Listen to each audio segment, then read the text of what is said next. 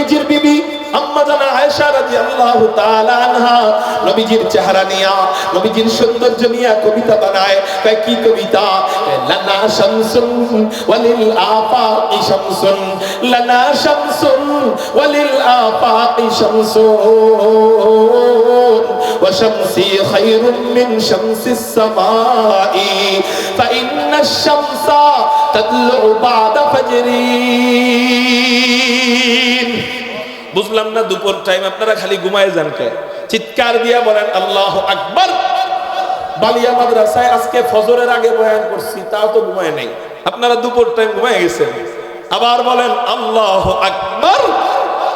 মুহতারাম হাজিরিন, হযরত আম্মা জানা আয়েশা বলেন ফাইন্নাশ শামসা তাতলু বা'দা ফাজরিন, ফাইন্নাশ শামসা তাতলু বা'দা ফাজরিন ওয়া শামসি তালিউন বা'দাল ইশাই, ওয়া শামসি তালিউন বা'দাল ইশাই। ও দুনিয়ার মানুষ সকল তোমরা শোনো, হযরত আয়েশা বলেন তোমরা শোনো, আল্লাহ আসমানের জন্য একটা সূর্য বানিয়েছেন, আমার জন্য একটা সূর্য বানিয়েছেন। আল্লাহু আকবার। আসমানের সূর্য বেশি উত্তম না আমার সূর্য বেশি উত্তম? আম্মা জান আয়েশা বলেন শামসি খায়র মিন শামসিস সামাই, আসমানের চেয়ে আমার সূর্য কোটি গুণ বেশি দামি। চিৎকার দিয়া বলেন না সুবহানাল্লাহ। এরপর বলেন আসমানের সূর্য কখনো দিতে হয়, আর আমাকে আল্লাহ যেই সূর্য দিয়েছিলেন সেই সূর্য কখনো দিতে হয়। আম্মা জান আয়েশা বলেন ফাইন্নাশ শামসা তাতলু বা'দা ফাজরিন ওয়া শামসি তালিউন বা'দাল ইশাই। আসমানের সূর্য দিতে হয় ফজরের নামাজের পর। তোমরা যখন সকলে জাগ্রত হয়ে যাও, তোমাদের সামনে আসমানের সূর্য দিতে হয়। আর আল্লাহ আমাকে যেই সূর্য দান করেছেন সেই সূর্য কখনো দিতে হয় ইশারের নামাজের পর। তোমরা সকলে যখন ঘুমিয়ে পড়ো, পুরা দুনিয়া যখন ঘুমে বিভোর হয়ে যায়, ইশারের নামাজের পর আমার সূর্য আল্লাহ আমার অন্ধকার কুঠুরিতে উদিত করে দেয়। এই হলো নবীজির চেহারা। হযরত হাসান বিন সাবিত কি বলে? বিবি তো স্বামীর সৌন্দর্য বলবেই, প্রশ্ন আসতে পারে আপনাদের।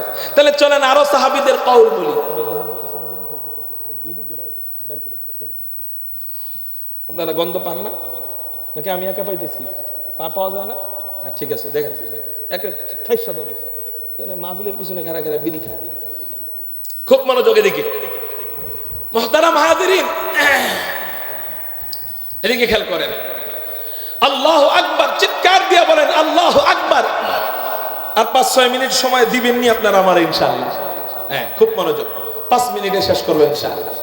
হযরত হাসান বিন সাবিত নবীজির কাছে আয়েশা বলেন ইয়া রাসূলুল্লাহ, ইয়া হাবিবাল্লাহ, আপনি যদি অনুমতি দেন আপনার জন্য আমি একটা কবিতা বানাইছি। হাসান বিন সাবিত নবীজির কবি ছিলেন। আয়েশা বলেন রাসূল, আপনার জন্য আমি একটা কবিতা বানাইছি, বলবুনি? হাসান বিন সাবিতকে নবীজি বলেন হাসান বলো কবিতা। হাসান বিন সাবিত কবিতা বলেন আহসানু মিনকা লাম তারাকাতু আইনি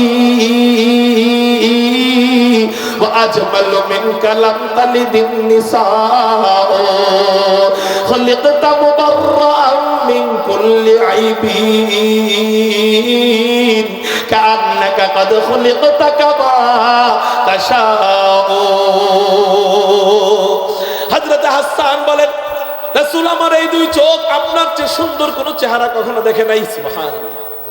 আহসানু মিনকা লাম তারাকাতু আইনি, রাসূল আমার এই দুই চোখ আপনার চেয়ে সুদর্শন কোন পুরুষ কখনো দেখে নাই।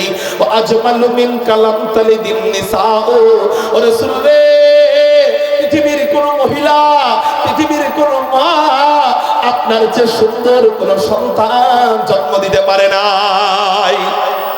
এই জন্যই তো নবীজির মা হযরত আমেনা চিন্তিত হয়ে গিয়েছিলেন। নবীজি ভূমিষ্ঠ হওয়ার পর হযরত আমেনা বেদিশা হয়ে গিয়েছিলেন। এত সুন্দর চেহারা আমার সন্তানের, নামটা কি রাখা যায়? চেহারা যদি সুন্দর হয় নামটাও কিন্তু এরকম সুন্দর রাখতে হয়। এই ফুলপুর থানার মধ্যে সবচেয়ে সুন্দর একজন শিশু জন্মগ্রহণ করলো, কিন্তু বাপ তার নাম রাখলো কালা মিয়া। কি মিয়া? নাম রাখছে বল্টু। মিলবেনি, মানাবেনি। যেমন চেহারা তেমন নাম লাগে। ঠিক না ভাই? ঠিক। নবীজির চেহারার সাথে কোনো নাম মিলতেছিল না।